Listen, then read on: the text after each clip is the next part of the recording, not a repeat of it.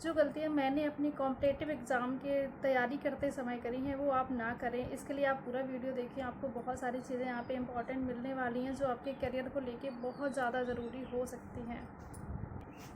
So hey guys, welcome back to my YouTube channel. कैसे हैं आप सब? होप कि आप सब बहुत अच्छे होंगे। मैं भी ठीक हूँ।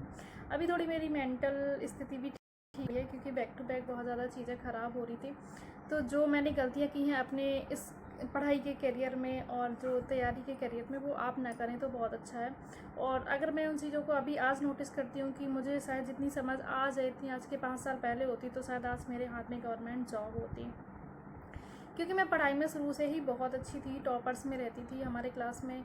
और उन लड़कियों में से जो हमारा ग्रुप था उनके 1 2 3 एंड ऐसे रहते थे हम लोग फर्स्ट सेकंड थर्ड में। और इसमें भी कंपटीशन चलता था कि नेक्स्ट टाइम किसके ज़्यादा मार्क्स आएंगे। तो ऐसे कुछ करके आज तक मेरे परिवार में, मेरे मायके में अभी भी बच्चे पढ़ रहे हैं।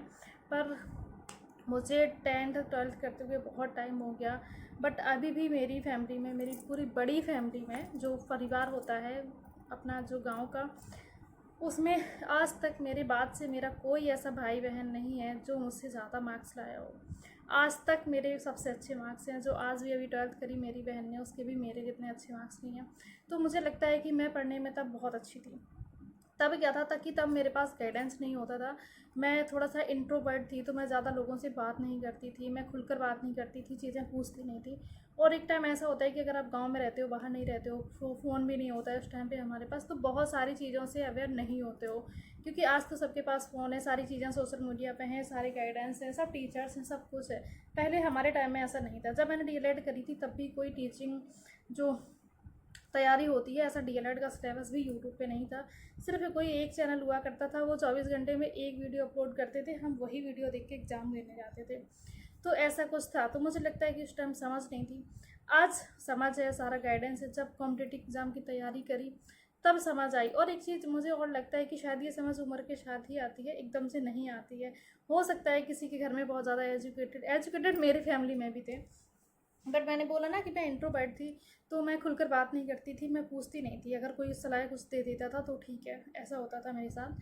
तो ऐसा ना करें। आपको जो भी तैयारी करनी है आप खुलकर बात करें, या अपने कॉन्टैक्ट्स में जो है, या फिर किसी टीचर से। आजकल सब कुछ सोशल मीडिया पे, यूट्यूब पे ही मिल जाता है, तो आपको कहीं जाने की कोई ज़रूरत होती नहीं है। फिर आज का टाइम आया है, अभी टाइम है जब समझ आई है, सारा सिलेबस है, नोट्स हैं, और सारी स्ट्रैटेजी है कि किस तरीके से तैयारी करनी है, क्या करना है, वो सारी चीज़ें हैं। तो आज थोड़ी सी टाइम की कमी है क्योंकि शादी हो जाती है तो आपको सब कुछ देखना होता है, घर, फैमिली, परिवार, बच्चे। तो उन सारी रिस्पॉन्सिबिलिटी के साथ भी मैं आज फिर से एक बार खड़ी होकर आ गई हूँ कि हाँ, मुझे फिर से तैयारी करनी है। क्योंकि मैंने अभी बैक टू बैक एक एग्ज़ाम दिया था, उसको सीरियस नहीं लिया, तैयारी नहीं की, तो वो एग्ज़ाम टफ़ आया, वो क्लियर नहीं हुआ। इसके बाद से जब यूपी टेट का एग्ज़ाम था तो मैंने जानबूझकर नहीं दिया। पता नहीं क्यों मेरा मन नहीं कर रहा था जाने का, और मैंने एग्ज़ाम छोड़ दिया।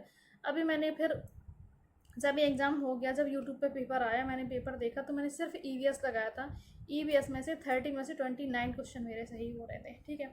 तो अभी अभी फिर उसके बाद मुझे इतना ज़्यादा फ्रस्ट्रेशन हुआ कि मैंने इतना अच्छा पेपर निकाल दिया अपने हाथ से। तो वो गलती जो होती है ये बिल्कुल ना करें कि अगर पढ़ाई नहीं हो रही है और आप एग्ज़ाम फिल कर रहे हो, या फिर आप ये सोच रहे हो कि मैं एग्ज़ाम, मतलब ये फॉर्म ना भरूँ क्योंकि मुझे एग्ज़ाम नहीं देना है, मेरे पास टाइम नहीं है, या मैं पढ़ नहीं पा रही हूँ, मेरी पढ़ाई नहीं हो रही है, तो ऐसी गलती ना करें। आप एग्ज़ाम भी ज़रूर, मैंने कुछ चीज़ें अभी सीखी हैं लेटेस्ट। तो वो ये है कि आप पढ़ाई कर रहे हो नहीं कर रहे हो, क्योंकि आप इतनी तो कर रहे हो कि आपके दिमाग में कुछ चीज़ें तो हैं कि कहाँ से क्या है। तो हो सकता है कि उनमें से आ जाए, क्योंकि जो आयोग है उसका पेपर बनाने का ना तो लेवल है ना समझ है। यूपी टेट में हमेशा ऑथेंटिक क्वेश्चन आते थे, बस इस बार पूरा पेपर चेंज करके रख दिया, सारे तरीके चेंज करके रख दिए। जो लोग रट्टा मार के गए थे उनके पेपर गलत हो गए, और जिन लोगों ने थोड़े समझ के साथ पेपर किया है उन लोगों का बिना पढ़े भी ये वाला पेपर अच्छा चला गया है। तो ये गलती बिल्कुल ना करें कि फॉर्म फिल ना करें। फॉर्म फिल ज़रूर करो। अगर आपको जॉब करनी है तो कोई भी एग्ज़ाम आता है, फॉर्म फिल करो, एग्ज़ाम देने जाओ। भले आप पढ़ाई करो या नहीं करो, फॉर्म फिल करने से क्या होता है कि आप पढ़ाई करने लग जाते हो। आपको पता होता है कि 1 महीना बचा है मेरे एग्ज़ाम को, चलो थोड़ा सा देख लेती हूँ। इसी बहाने पढ़ाई होती रहती है। कितना भी कम टाइम हो पढ़ाई करो। क्योंकि अगर कभी कभी पढ़ाई करने का मन नहीं होता है, मेरा भी कभी कभी बिल्कुल मन नहीं होता है, मुझे लगता है इतना सारा काम होता है, मैं थक जाती हूँ, सारी बुक्स उठा के रख देती हूँ, मुझे बिल्कुल पढ़ाई करनी है। मेरा मोटिवेशन इस लेवल तक पहुँच चुका है कई बार। फिर मैं ये सोचती हूँ कि अगर मैं पढ़ाई नहीं करूँगी तो करूँगी क्या? मैं गप्पे मारूँगी, फ़ोन पे बात करूँगी, इधर उधर की बातें करूँगी, और फिर वही चीज़ें सब आ जाती हैं कि लाइफ बर्बाद हो जाएगी। और मुझे यह सब चीज़ें ना तो गॉसिपबाजी पसंद है, ना मैं करती हूँ। तो मैं फिर से बुक उठा के आ जाती हूँ। तो ये मैंने लेटेस्ट गलती करी है कि मैंने एग्ज़ाम मैंने फॉर्म फिल किया और उसके बाद भी मैं एग्ज़ाम देने नहीं गई। तो ये वाली गलती बिल्कुल मत करना। अगर मैं चली जाती ना, मेरा स्कोर कार्ड बहुत अच्छा हो जाता। और मुझे लग रहा था कि शायद मेरे जो लास्ट वाला यूपी टेट हुआ था उसमें ज़्यादा है मार्क्स, इस बार इतने नहीं आएंगे। बट अभी मुझे ये लगता है कि अगर मैं ये वाला देने जाती तो मेरा स्कोर और बढ़ जाता और ये सुपर टेट में आगे काम आता।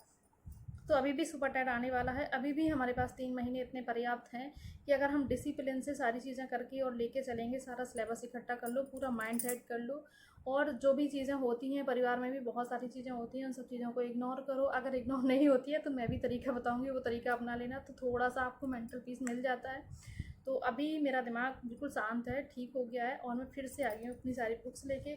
मैंने डीएलएड की जो मेरी जो सेमेस्टर वाइज गाइड आती थी, सारे सब्जेक्ट होते हैं इसमें, मैंने इससे शुरू किया है। क्योंकि ये जो 4 सेमेस्टर होते हैं, अगर ये चारों बुक्स या चारों गाइड, हम लोग गाइड खरीदते थे, बुक्स नहीं खरीदते थे, अगर ये अच्छी तरह से कंप्लीट कर लो तो आपको कोई कोचिंग की किसी चीज़ की ज़रूरत नहीं होती है। यूपी टेट आपका आराम से निकल जाता है। तो मैं सोच रही हूँ कि जो मेरे पास बुक्स है, एक छोटी से छोटी चीज़ से लेके, क्योंकि जो इस बार क्वेश्चन आए हैं ना वो समझ पर आधारित है। और एक टीचर का जब तक बेस मजबूत नहीं होगा तो वो ना तो टीचिंग कर पाएगा, ना ही अच्छे से एग्ज़ाम निकाल पाएगा। तो वो बेस ज़रूरी होता है। सिर्फ रट्टा मार के और सिर्फ हमें एग्ज़ाम नहीं निकालना है, हमें कल का भविष्य भी देखना है और बच्चों को भी पढ़ाना है। तो हम पहले खुद से आज ये फील करो कि मैं टीचर हूँ, मुझे बच्चों को किस तरीके से पढ़ाना है। उस पढ़ाने के लिए हमें खुद कितनी चीज़ें सीखनी होंगी, ये सारी चीज़ों को लेके चलो, ये चीज़ें समझ के चलो, आपको चीज़ें बहुत आसान लगेगी। सिर्फ आज का टाइम है, आज मैंने अभी तक 5 घंटे की पढ़ाई कर ली है। क्योंकि गांव में लाइट की बहुत ज़्यादा प्रॉब्लम होती है, तो मैं रात में पढ़ाई नहीं कर पाती हूँ। अगर लाइट आती भी है तो कीड़े और ये छोटे छोटे कीड़े आने लगते हैं, तो वो सब होता है। तो मैं रात में बिल्कुल नहीं पढ़ रही हूँ। बट मैं सुबह जैसे ही खाना बनाने जाती हूँ, बच्चों को तैयार करके नीचे निकाल देती हूँ, या फिर वो खेलते रहते हैं और मैं खाना बनाती हूँ। ये मेरी ईयरबड हमेशा लगी होती है। और बस, क्योंकि मैं बच्चों के सामने ज़्यादा फ़ोन नहीं चलाती। मेरी बेटी थोड़ी बड़ी हो गई है, अगर वो फ़ोन देखती है तो फ़ोन मांगने लगती है। तो मैंने बस ये लगाई। और जो मैराथन्स क्लास होती हैं, थोड़ी सी लॉन्ग क्लास होती हैं, जो चीज़ें आपको नहीं आती हैं या फिर जो चीज़ें रिवाइज़ करनी है वो आप ऐसे कर सकते हो। बाकी जो ऑथेंटिक चीज़ें हैं, जब आप फ्री हो उनको एक बार अच्छे से बेस से लेके चलो। अभी भी पर्याप्त टाइम है, हम अच्छे से सब कुछ कर सकते हैं। तो ना तो घबराने की ज़रूरत है, ना कुछ। अगर आपको अपनी पहचान बदलनी है तो ये गलतियाँ ना करना। और अभी भी टाइम है, अभी भी समझ जाओ, क्योंकि जैसे जैसे एज बढ़ती है ना, वैसे वैसे हमें हर चीज़ की अहमियत पता चलती है, रिश्तों की, पैसे की, अपने आप की। और अभी तो हमारा शरीर साथ दे रहा है, हमारे बच्चे छोटे हैं, हस्बैंड भी साथ दे रहे हैं। कल को कोई नहीं जानता कि कैसा टाइम आ जाए, लोग बदल जाएँ, कुछ भी चीज़ें, कुछ भी हो सकता है। तो हमें हमेशा अपने पैर पे खड़ी हो जाओ। क्योंकि मैंने देखा है, जो एजिड जब औरतें हो जाती हैं, उनको बहुत सारी प्रॉब्लम्स होती हैं, वो दूसरे पर डिपेंड होती हैं। तो अगर वो कुछ नहीं कर रही होती, यानी फिजिकली भी उनको कुछ प्रॉब्लम है, तो भी वो एक दूसरे का सिर्फ मुँह देती रहती हैं कि ये मुझे बोल दें तो मैं डॉक्टर को दिखा दूँ, या मैं जो सब वो सब करूँ। तो मेरी डे वन से यही था, मैंने अपने हस्बैंड से कोई एक्सपेक्टेशन नहीं रखनी थी। मेरा हमेशा से ये था कि मैं खुद की जॉब करूँगी, गवर्नमेंट करूँगी, नहीं होगी प्राइवेट करूँगी, बट मैं किसी के सहारे नहीं हूँ। हाँ, बस ये है कि आज मेरे बच्चे छोटे हैं, तो मुझे अभी घर संभालना है। उसके लिए भी मैं ग्रेटफुल हूँ, क्योंकि मेरे बच्चे अभी 2 साल हो गए हैं, 2 साल 3 साल और लगेंगे, मेरे बच्चे स्कूल जाने लगेंगे, तो मुझे टाइम मिल जाएगा। और यही साल मेरे लिए बहुत ज़्यादा इम्पॉर्टेंट है, क्योंकि ये साल और 2027 अभी वैकेंसी आनी है और हमें अभी सब कुछ करना है। तो जब मैंने हार नहीं मानी है, मैं तो मेरे छोटे छोटे दोनों बच्चे छोटे हैं, तो आप समझो कितना ही टाइम मिलता होगा।